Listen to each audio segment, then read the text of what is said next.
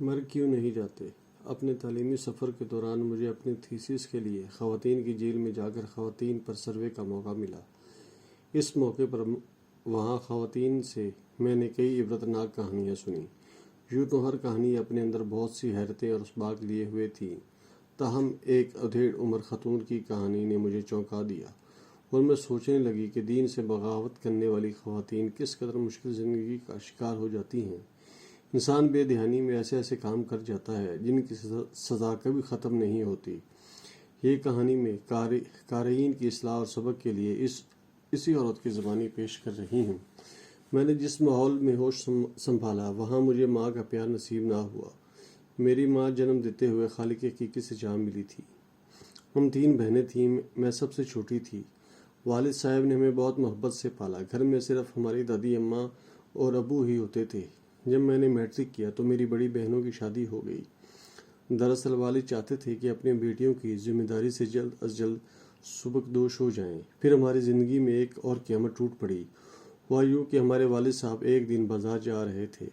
اسی دوران وہاں پر ایک بم دھماکے میں میرے والد سمیت کئی بے گناہ اپنی جانوں سے ہاتھ دھو بیٹھے۔ ہمارے گھر میں صف ماتم مچ گیا۔ ماں کے بعد باپ کا سہارا تھا، مگر کسی ظالم نے ہم سے وہ سہارا بھی چھین لیا۔ ہم اس بھری پری دنیا میں بے آسرا ہو گئے تھے، مگر بے رحم ہاتھوں نے سب کچھ برباد کر دیا تھا۔ اب گھر میں صرف میری اور دادی کے سوا کوئی نہ رہا تھا۔ میں نے اپنے گھروں والی ہو چکی تھی۔ ان حالات میں گھر کا سناٹا مجھے سانپ کی طرح ڈستا تھا۔ ویرانی مجھے کاٹنے کو دوڑتی تھی۔ دادی بوڑھی اور بیمار تھیں۔ میں ابھی بہت کم عمر تھی۔ مجھ پر ذمہ داری کا بوجھ پڑا تو میں بوکھلا گئی۔ سمجھ نہیں آتا تھا کہ کیا کروں۔ گھر کی تنہائی مجھے کاٹ کھانے کو دوڑتی تھی۔ بوڑھی بیمار دادی مجھے بہلانے کی بجائے خود اس عمر میں تھیں کہ میں ان کی خدمت کروں۔ اس لیے میں ذمہ داری کے تصور سے ہی خوف کھاتی تھی۔ اس لیے میرا زیادہ تر وقت میری سہیلیوں میں گزرنے لگا۔ مجھے فلمیں اور ڈرامے دیکھنے کا بہت شوق تھا۔ ان فلموں کی وجہ سے میں خود کو بھی کوئی فلمی ہیروئن سمجھنے لگی تھی۔ میرا ذہن ہر وقت ڈرامائی دنیا میں کھویا رہتا۔ میں حقیقت سے زیادہ خیال کی دنیا میں کھوئی رہتی اور سوچتی کہ مجھے میری سپنوں کا کوئی راجکمار ملے گا۔ میں نے ان لڑکیوں کو دوست بنانا شروع کر دیا جو میری طرح فلموں اور ڈراموں کی شوقین اور خیالی دنیا میں رہنے والی تھی۔ یہی نہیں، میں نے سہیلیوں کے ساتھ بازار جانا اور گھر میں بیٹھ کر گھنٹوں گپے لگانا میرا معمول بن گیا تھا۔ میں انہی باتوں میں بہت خوش رہتی تھی، اس لیے میں نے تعلیم پر بھی کوئی خاص توجہ نہ دی۔ دادی کو میری یہ باتیں بالکل پسند نہ تھیں۔ آخر وہ ایک جہانیدہ خاتون تھی۔ وہ مجھے بہت سمجھاتی، مگر میں عمر کے اس حصے میں تھی جب انسان پر نصیحتوں کا کوئی زیادہ اثر نہیں ہوتا۔ ویسے بھی میرے ذہن پر فلموں کا بہت اثر تھا۔ دادی نے میری بہنوں سے تذکرہ کیا تو یہ طے پایا کہ میری شادی کر دی جائے تاکہ میں گھرداری میں پڑھ کر ذمہ دار بن جاؤں، ورنہ میرے گھر گمراہ ہونے کے امکانات تھے۔ رشتے کی تلاش شروع ہوئی۔ غربت کی وجہ سے کوئی اچھا رشتہ ملنا مشکل تھا۔ بڑی تلاش کے بعد ایک متوسط گھرانے سے رشتہ آیا اور میرے گھر والوں نے اسے غنیمت جانتے ہوئے فوراً ہاں کر دی۔ مجھے اس رشتے پر کوئی خاص خوشی نہ تھی۔ میں تو کسی بڑے گھر کی خواب دیکھتی تھی۔ خیر، شادی ہو گئی۔ میں اپنے دل کی حسرتیں دل میں لیے سسرال آئی۔ اس گھر میں زیادہ افراد نہ تھے۔ میرے ساس سسر تو پہلے ہی وفات پا چکے تھے۔ ایک جیٹھ تھا جس کا کچھ عرصے قبل انتقال ہوا، اور اب اس گھر میں اس کی بیوی اور اس کے 3 بچے رہتے تھے۔ یہ سبھی لوگ بڑے منصار اور نیک نیت تھے، تاہم میں ان کو ان کی غربت کی وجہ سے پسند نہ کرتی تھی۔ میں نے بے بات جٹھانی سے لڑائی بھی جاری رکھا، تاہم وہ نیک بخت مجھے کبھی برا نہ کہتی۔ مجھ پر سسرال میں پابندی لگانے والا کوئی نہ تھا۔ میرا شوکت کمال ایک سیٹھ کا سیکرٹری اور ایک شریف انسان تھا۔ وہ بچپن سے سیٹھ کے ساتھ تھا۔ اس کی پرورش میں سیٹھ کا نمایاں کردار تھا، اس لیے وہ اس پر بہت اعتماد کرتا تھا۔ خدا نے مجھے گھر کا سکون اور 4 بچوں سے نوازا۔ زندگی کی گاڑی عمدگی سے چلنے لگی، تاہم مجھے زندگی میں ہمیشہ انجان سی خلش اور کمی کا احساس رہا۔ میں سپنوں کے راجکمار کے انتظار میں تھی۔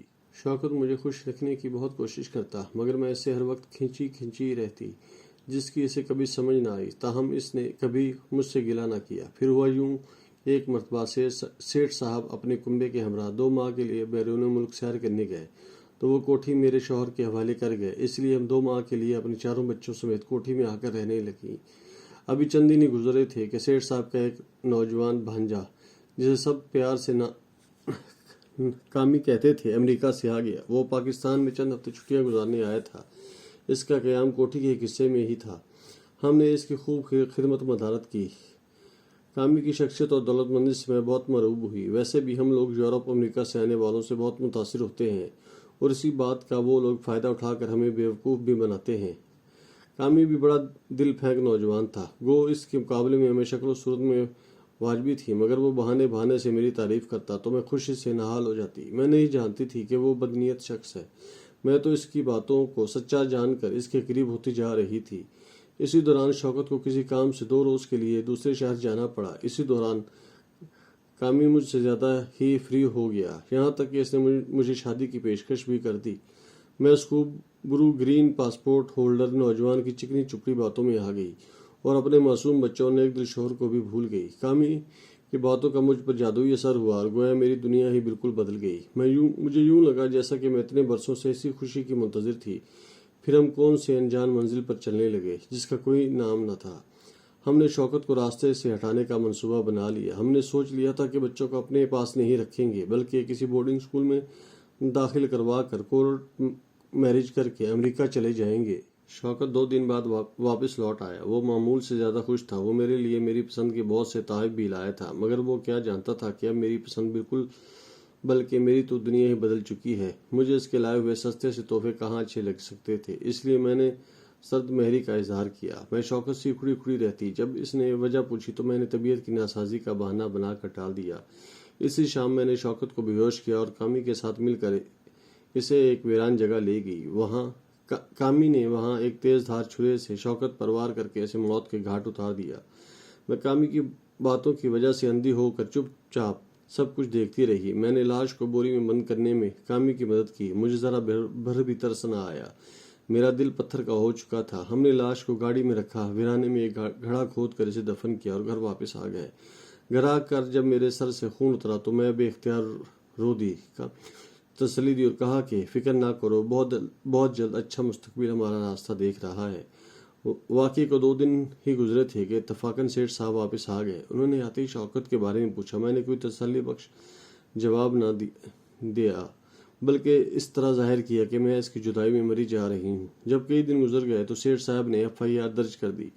پولیس نے تفتیش شروع کر دی۔ سیٹھ صاحب کی وجہ سے پولیس اس کیس میں سستی نہیں کر پا رہی تھی، کیونکہ سیٹھ صاحب کی خاصی جان پہچان تھی۔ وہ مجھے تسلی دیتے کہ شوکت کا ضرور پتہ چل جائے گا، مگر ان کی تسلی سے میں اندر سے کانپ کر رہ جاتی۔ کامی نے حالات کی نزاکت دیکھتے ہوئے ایک دن خاموشی سے امریکہ جانے میں ہی عافیت سمجھی۔ یہ خبر میرے لیے سونے روح سے کم نہ تھی، جس کے لیے میں نے اپنے نیک شوہر کے خون سے ہاتھ رنگے۔ اسی بے وفا نے پلٹ کر نہیں دیکھا۔ آخرکار پولیس تفتیش کرتے کرتے قبر تک پہنچ گئی۔ قبر کشائی کر کے اس کی لاش کو نکالا گیا۔ تفتیش کے بعد پولیس واقعات کا کھوج لگانے میں کامیاب رہی اور مجھے گرفتار کر لیا گیا۔ کامی تو پہلے ہی فرار ہو چکا تھا، چنانچہ مجھے قتل میں اعانت پر عمر قید کی سزا ہو گئی۔ میں نے اس سزا کے خلاف کوئی اپیل نہ کی، کیونکہ اگر میں دنیا کی عدالت کی سزا سے بچ نکلنے میں کامیاب ہو بھی جاتی تو اپنے ضمیر کی عدالت سے بھاگ کر کہاں جاتی۔ 4 معصوم بچوں کو یتیم کرنے پر تو مجھے جس قدر بڑی سزا ملتی کم تھی۔ میں اپنی نظروں میں ہی گر گئی تھی۔ میرے جیل میں جانے کے بعد میرے بچوں کی نگہداشت میرے جیٹھانی نے بہت عمدگی سے کی۔ ان کے بچوں نے میرے بچوں کو بھرپور توجہ دی۔ میں اس وقت اپنی سزا کے دن پورے کر رہی ہوں۔ سوچتی ہوں کہ جیل سے نکلوں گی تو میری منزل کہاں ہوگی۔ مجھے کوئی رشتہ دار اپنے پاس نہیں رکھے گا، کیونکہ میں اس قابل ہی نہیں۔ سب سے زیادہ خوف اس وقت سے آتا ہے جب میرے بچے بڑے ہو کر میری صورت سے بھی نفرت کریں گے۔ میں نے اپنے لیے خود کی دوزخ تیار کر لی تھی۔ میں مر سکتی ہوں اور نہ ہی دوسروں کی نفرت بھری نظروں کو برداشت کر کے زندہ رہ سکتی ہوں تو کہاں جاؤں۔ میں سب پڑھنے والوں سے گزارش کروں گی کہ وہ ہمیشہ ایسے فیصلے کریں جن پر پچھتانا نہ پڑے۔ خدا مجھے بھی معاف فرمائے، آمین۔